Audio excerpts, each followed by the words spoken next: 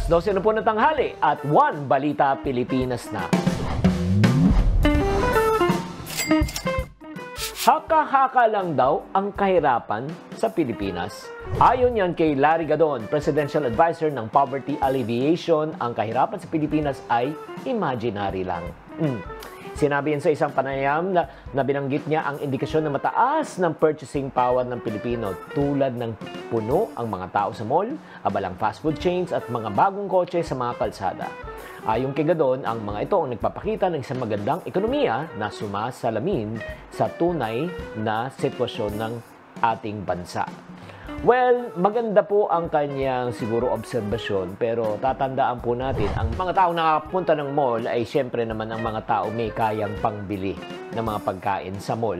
Pero kung talagang titignan po natin, ang unang batayan po talaga ng kahirapan ay sa pamagitan ng kita at sang sahod.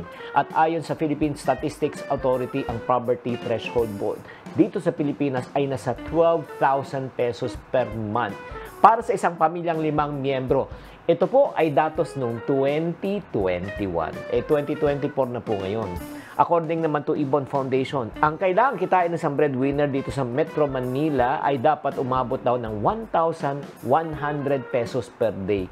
So pumapalo po ng at least 28,000 per month itong taong 2024. So kung makikita po natin, napakalayo na po ng datos na po yun. Pangalawa, check din po natin ang ating kalidad ng buhay. Tulad ng siyempre naman, nag-i-improve ba ang ating pagkain, edukasyon, pabahay, kalusugan.